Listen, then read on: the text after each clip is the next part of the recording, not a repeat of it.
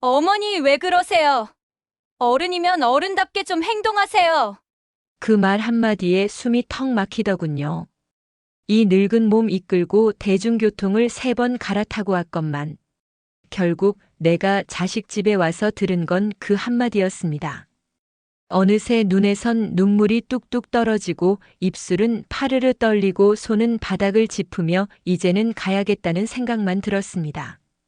안녕하세요.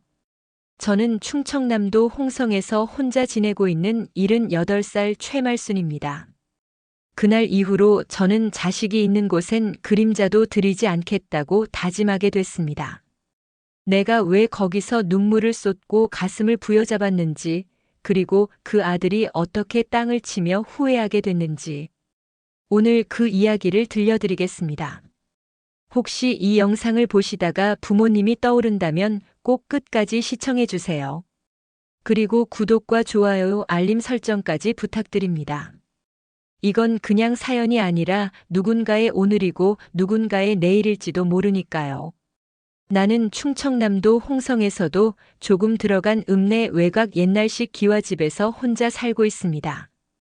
남편은 12해 전에 세상을 떴고 그 후로는 이 집에서 혼자서 밥해 먹고 빨래하고 때로는 친구들과 약속이 있으면 읍내까지 버스를 타고 나가곤 했습니다. 남들 눈에는 그냥 촌노인일지 몰라도 나도 한때는 누구보다 바쁘고 부지런한 사람이었습니다. 30도 안 돼서 남편 따라 논농사 지으며 살았고 비 오나 눈 오나 새벽같이 일어나 모내기, 김매기, 추수까지 논두렁에서 맨발로 살아왔습니다. 그래도 자식 하나만 잘 키우면 된다고 믿었기에 그 고된 삶이 억울하지는 않았습니다. 특히 큰아들 민호는 내 심장과 다름없었습니다. 어릴 때부터 공부 잘하고 말도 잘 듣던 아들, 나는 그 아이에게 좋은 교육을 시키고 싶어 집까지 줄 생각으로 돈을 모았습니다. 다른 집들이 텔레비전 바꾸고 세탁기 사는 동안 나는 늘 중고로 쓰고 한 푼이라도 더 모아서 서울 전세 얻는 데 보탰습니다. 내가 애지중지 키운 아들, 그 아들 집에서 내가 눈물을 삼키게 될 줄은 그때는 몰랐지요. 아들이 결혼한다고 했을 땐 마음 한켠이 아쉽기도 했지만 이제는 내가 좀 쉴 수도 있겠구나 싶었습니다. 며느리 지연이는 처음에는 참 싹싹하고 예의 바른 아이 같았습니다. 명절에 인사도 잘했고 전화도 자주 했고 무슨 일이 있으면 먼저 물어보곤 했습니다. 하지만 아이를 낳고 나선 점점 나를 멀리하기 시작했습니다. 물론 이해했습니다. 산후 우울증이라는 것도 있고 요즘 젊은 엄마들은 육아로 힘들다고 하니 내가 섣불리 다가가서 상처 주는 건 아닐까 많이 조심했습니다. 그래서 최대한 눈치 보며 방문했고 머물러도 오래 있지 않았습니다. 먹을 것 사가도 어머님, 요즘 애들 입맛엔 안 맞아요. 라는 말을 듣곤 했지만 그 말 한마디에도 나는 애써 웃으며 그렇지, 요즘 애들은 하고 넘겼습니다. 하지만 그날 그 하루는 내가 평생 참고 눌러온 것들이 다 한꺼번에 터져버리는 계기가 됐습니다. 민호가 전화를 해서 엄마 올라오세요. 병원 진료도 있으시잖아요. 했을 때 나는 그 말 하나에 며칠 동안 설레었습니다. 이번엔 내가 가져가는 반찬도 더 신경 써야겠다고 생각했습니다. 손주들 좋아하는 조청 육과도 챙기고 지연이 좋아하는 유자차도 시장에서 어렵게 구해다가 보자기 안에 넣었습니다. 내가 이 나이에 뭐가 좋아서 설레겠는가. 자식 집에 가서 하루 편히 쉬고 오랜만에 얼굴 보며 웃고 손주 머리 쓰다듬는 그 시간 하나면 그게 내겐 명절이자 생일이고 행복이었습니다. 하지만 그 집 현관 앞에 섰을 때 나는 문득 발이 떨어지지 않았습니다. 그 집은 환영의 공간이 아니었습니다. 그 집은 내가 머물 수 없는 눈치와 거리감으로 가득 찬 낯선 곳이었습니다. 민호네 집에 도착한 날은 평일 오후 3시가 조금 넘은 시간이었습니다. 시장에 들러 조청 육아며 삶은 나물, 보자기에 둘러싼 김치통까지 양손 가득 들고 기차와 전철, 버스를 갈아타며 몇 시간을 달려 도착한 길이었습니다. 현관 앞에 서자 괜히 옷깃을 한번 고쳐 매게 되었습니다. 초인종을 누르기 전에 왠지 모를 긴장감이 올라왔지요. 아무리 자식 집이라지만 마음속 어딘가엔 내가 혹시 부담이 되진 않을까 하는 조심스러움이 늘 자리하고 있었습니다. 초인종을 누르자 잠시 뒤 문이 열렸고 지연이가 나왔습니다. 어머님 오셨어요. 생각보다 좀 일찍 오셨네요. 그 말 한마디에서 반가움보다는 당황스러움이 먼저 묻어났습니다. 기차가 조금 일찍 도착해서 길 막힐까봐 바로 왔어. 네, 지금 애들이 낮잠 자는 중이라 조용히 해주세요. 나는 괜히 목소리를 낮추며 안으로 들어갔습니다. 신발을 벗는 발끝이 괜히 눈치를 보게 되고 손에 들린 보자기마저 이 집 공기 속에선 무겁게만 느껴졌습니다. 가져온 반찬들을 조심스럽게 부엌 쪽 냉장고에 넣으려 하자 지연이가 다가와 말을 걸었습니다. 어머님, 냉장고가 꽉 차 있어요. 며칠 전 장을 좀 많이 봤거든요. 그건 냉동실에 넣을게요. 나는 얼떨결에 고개를 끄덕이고 보자기를 식탁 한편에 조용히 밀어뒀습니다. 그렇게 이미 환영받지 못한 것처럼 시작되고 말았습니다. 해가 기울 무렵 민호가 퇴근해 돌아왔습니다. 엄마 오셨어요? 오시는데 불편하지 않으셨어요? 응. 덕분에 잘 왔다. 아들의 얼굴을 보니 묘하게 울컥하는 마음이 올라왔습니다. 그래도 내가 키운 내 자식, 이 아이 얼굴 한번 보려고 이렇게 먼 길을 왔지. 하지만 그 짧은 위로는 식사 시간이 되며 다시 무너졌습니다. 어머님, 오늘은 간단하게 드셔야 할 것 같아요. 애들 케어하느라 제대로 준비를 못했어요. 국이랑 밥만 있어요. 반찬은 그냥 있는 걸로 드실게요. 응, 그래. 괜찮아. 난 아무거나 먹어도 돼. 나는 조용히 식탁에 앉았습니다. 밥은 따뜻했지만 그 밥을 먹는 시간은 참 서늘했습니다. 아들 부부는 아이들 이야기만 주고받았고 나는 끼어들 틈도 없이 숟가락만 천천히 움직였습니다. 식사를 마친 뒤 민호는 내일 일찍 나가야 해서 먼저 쉴게요. 라며 방으로 들어갔고 지연이도 아이들을 씻긴다며 아이들 방으로 사라졌습니다. 나는 혼자 식탁을 치웠습니다. 그릇을 들고 싱크대에 서 있다가 숟가락 하나를 떨어뜨렸는데 그 소리가 유난히 쨍 울려 퍼졌습니다. 그게 내 마음을 쳤습니다. 식탁을 정리하고 거실 소파에 앉았습니다. 누가 말하지 않아도 방 따로 내줄 생각이 없다는 건 알 수 있었습니다. 이불 하나만 건져주더니 어머님, 이거 덮고 주무세요. 라고 말하더군요. 소파에 등을 기대고 누우면서 나는 괜히 등을 더 움츠리게 되었습니다. 몸은 분명 아들 집에 있었지만 어딘가 모르게 마음이 불편했습니다. 앉아 있어도 자꾸 눈치가 보이고 숨 쉬는 것조차 조심스러웠습니다. 그날 밤 안방 문 너머로 들리는 소리가 내 가슴을 후벼 팠습니다. 당신, 다음부턴 어머니 픽업해서 병원 다녀와. 갑자기 오시면 진짜 불편해. 나도 일정 있는 사람인데. 그 순간 눈물이 흘렀습니다. 말없이 조용히 눈물만 베개에 흘러내렸습니다. 그건 그냥 서러움이 아니라 참아온 세월이 터지는 듯한 울음이었습니다. 다음 날 아침 나는 조용히 일어나 부엌으로 갔습니다. 무언가 따뜻한 게 먹고 싶어 그냥 라면 하나를 끓였습니다. 국물이 끓는 냄새가 퍼질 때쯤 지연이가 방문을 열고 나왔습니다. 어머님, 아침부터 라면 끓이세요? 응, 그냥 좀 출출해서. 애들이 냄새에 예민해요. 다음엔 말씀 주시면 제가 준비해 드릴게요. 말투는 예의가 있었지만 그 속에 담긴 뜻은 똑똑히 들렸습니다. 왜 멋대로 끓이세요? 냄새 나서 불쾌하니 다음부턴 조심하세요. 나는 조용히 고개를 끄덕였습니다. 아무 말도 하고 싶지 않았습니다. 그날 오후 나는 집으로 가겠다고 말했습니다.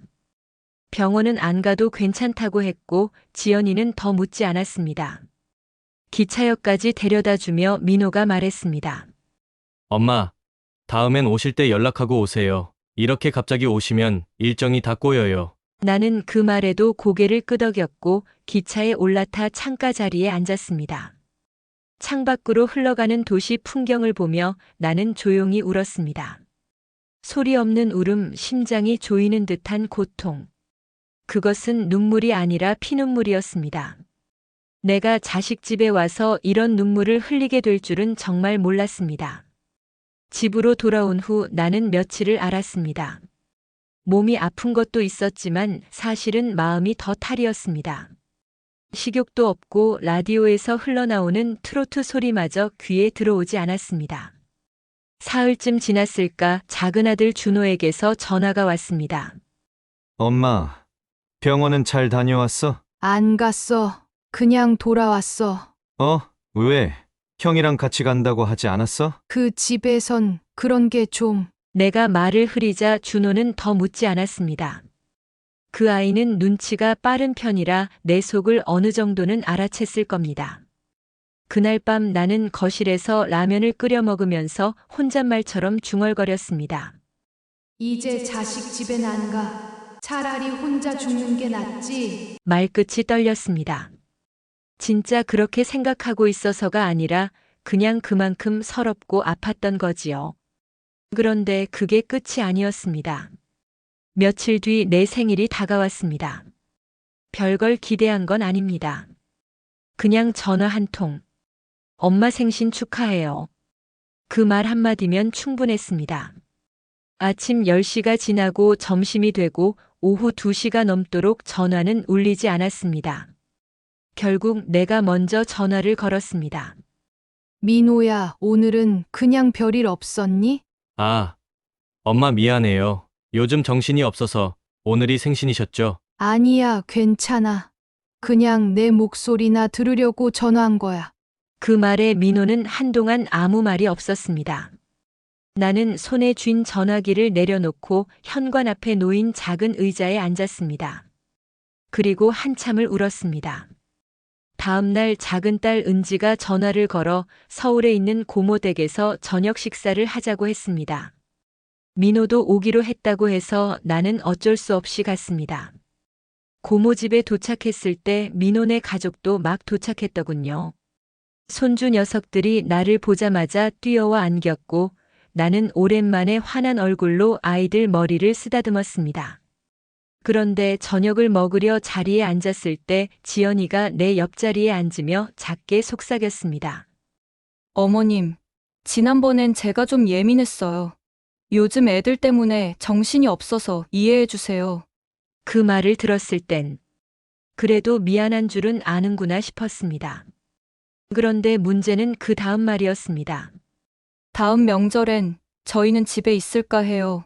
지방까지 가는 게 너무 힘들어서요. 애들도 그렇고 저도 그렇고 힘들잖아요. 그 말에 나는 멍해졌습니다. 명절을 집에서 보내겠다고. 그럼 나는 이 나이에 혼자서 떡국을 끓여 먹고 빈방에 앉아 텔레비전 앞에 앉아 있으라고. 민호는 그 말을 듣고도 아무 말이 없었습니다. 그 자리가 갑자기 숨막히게 느껴졌습니다. 나는 조용히 젓가락을 내려놓고 물컵을 집어들었습니다. 입에 대는 순간 손이 떨려 물이 쏟아졌습니다. 언니, 괜찮으세요? 고모가 놀라 묻자 나는 애써 웃으며 말했습니다. 응. 손이 조금 떨려서 그런가 봐. 요즘 신경 쓰다 보니 기운이 없었나 봐. 그 말에 민호는 고개를 푹 숙였습니다. 지연이는 시선을 회피했고 딸 은지의 얼굴만 눈물이 맺혀 있었습니다. 그날 집에 돌아오는 길에 은지가 조용히 말했습니다. 엄마 그냥 다 참지 말고 오빠랑 새언니한테 얘기해요. 엄마가 참기만 하니까 오빠 부부가 자꾸 모르는 척하는 거예요. 나는 대답하지 못했습니다. 그 말이 맞는 줄은 알았지만 차마 내 입으로 서운함을 드러내는 게 더 창피하고 더 슬펐습니다.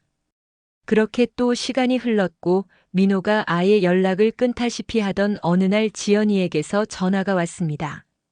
어머님 혹시 내일 시간 되세요? 잠깐 얼굴 좀 뵐 수 있을까요? 나는 무슨 일인가 싶어 그 다음 날 읍내 약속 장소에 나갔습니다. 카페에 들어서니 지연이가 혼자 앉아 있었고 표정은 심각해 보였습니다. 어머님, 제가 며칠 생각을 많이 해봤어요. 그날 이후로 계속 마음이 불편해서요. 나는 아무 말 없이 고개만 끄덕였습니다. 그땐 왜 그렇게 제 생각만 했는지 모르겠어요. 애들 핑계 대면서 방에 들어가 있고, 명절 피곤하다고 짜증내고, 죄송해요. 제가 철이 없었네요. 그 말을 듣는 순간 나는 괜히 코끝이 찡해졌습니다. 지연이는 말을 이어갔습니다. 그날 이후로 민호가 많이 변했어요. 어머님 전화 끊고 나서 한참 동안 아무 말 없이 앉아만 있었거든요. 그러다가 갑자기 주먹으로 바닥을 내려치더니 하면서 울더라고요. 나는 그 말을 듣고 숨을 한번 깊이 들이켰습니다. 그제야 알겠더군요. 민호도 그 아이 나름대로 늦게라도 후회하고 있었던 거구나. 정말 상상도 하지 못했습니다. 민호가 바닥을 주먹으로 내려치며 울더라고요. 그 장면이 머릿속에서 지워지질 않았습니다. 내가 본 그 아이는 어릴 적 말 잘 듣던 아들이었고 그 이후엔 늘 무뚝뚝하고 바쁜 모습뿐이었는데 그 아이가 내가 없는 자리에서 주먹으로 바닥을 치며 울었다니. 집으로 돌아오는 길 내 가슴속 어딘가가 스르륵 풀리는 느낌이 들었습니다. 그로부터 일주일 후 민호에게서 전화가 왔습니다. 엄마, 이번 주말에 내려가도 될까? 그래 오너라. 짧은 대답이었지만 그 안에 수천 마디의 감정이 실려 있었을지도 모르겠습니다. 주말 아침 대문 앞에서 나는 민호를 맞이했습니다. 지연이는 오지 않았고 아이들도 없었습니다. 민호는 혼자였습니다. 평소처럼 무뚝뚝한 얼굴로 들어섰지만 그 아이의 눈가에는 분명한 흔들림이 느껴졌습니다. 엄마, 나 드릴 말씀이 있어요. 그래. 안으로 들어가자. 거실에 앉자마자 민호는 말없이 고개를 숙였습니다. 나는 아무 말 없이 따뜻한 보리차 한 잔을 따라 건넸습니다. 한참을 말없이 머뭇거리던 민호가 갑자기 의자에서 일어나 내 앞에 무릎을 꿇었습니다. 엄마 정말 미안해요. 정말 죄송합니다. 그 말을 시작으로 그 아이는 고개를 숙인 채 어깨를 떨기 시작했습니다. 그리고 두 손으로 바닥을 몇 번이고 내리쳤습니다. 내가 엄마한테 어떻게 그럴 수 있었는지 요즘 매일 밤 생각해요. 그날 엄마가 돌아가시고 나서 기차에서 피눈물 흘렸단 얘기 듣고 나 진짜 숨이 안 쉬어졌어요. 나는 말없이 그 아이를 안아주었습니다. 아들의 어깨가 이리 작게 느껴지는 날이 오리라곤 한 번도 상상하지 못했습니다. 민호는 얼굴을 들지 못한 채 계속 말을 이었습니다. 엄마가 얼마나 조심스레 행동했는지 이제야 알 것 같아요. 그냥 따뜻하게 말 한마디만 했어도 엄마는 그렇게까지 상처받지 않으셨을 텐데 왜 그땐 그게 그렇게 어려웠을까요? 나는 그저 내 생활이 바쁘다는 핑계로 엄마를 밀어냈어요. 엄마를 그냥 외면했어요. 나는 조용히 손을 내밀어 민호의 손을 잡아주었습니다. 그 손이 덜덜 떨리고 있었습니다. 엄마 기차역에서 돌아가는 엄마 모습이 계속 눈앞에 아른거려요. 창밖으로도 뒤돌아보지 않고 가시는 엄마를 보는데 왜 그렇게 가슴이 아프던지 그땐 정말 내가 사람도 아니었구나 싶었어요. 그 말을 들은 순간 내 눈에서도 눈물이 떨어졌습니다. 민호야, 나는 내가 그렇게까지 아플 줄은 몰랐다. 그날 너희 집에 간 건 그저 얼굴 보고 싶어서였어. 그런데 그 하루가 참 길더라. 민호는 얼굴을 들었습니다. 그 눈에 눈물이 고여 있었습니다. 엄마 다시는 안 그럴게요. 저도 자식에게 부끄럽지 않은 아빠가 될게요. 엄마 그동안 못한 효도 다 할게요. 엄마가 오시면 이제부터는 방부터 내드리고 따뜻하게 대할게요. 부끄럽지 않은 아들 될게요. 나는 그 말에 대답 대신 그 아이의 손을 잡아주었습니다. 세상에서 가장 따뜻한 손길은 그렇게 아무 말 없이 전해졌습니다. 그날 밤 민호는 내 손을 꼭 잡고 잠이 들었습니다.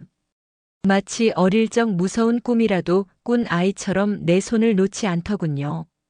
나는 아이가 잠든 뒤에도 한참 동안 그 얼굴을 바라봤습니다. 어쩌면 이날을 기다려왔는지도 모르겠습니다. 눈물 속에서도 지켜주고 싶었던 내 자식이 이제는 나를 다시 품어주는 어른이 되어준 것 같았습니다. 그날 이후 민호는 정말 많이 달라졌습니다. 주말이면 직접 운전해 내려오고 올 때마다 손수장을 봐서 내가 좋아하는 재래식 된장으로 찌개를 끓여주기도 합니다. 며느리 지연이도 조심스럽게 마음을 표현하기 시작했지요.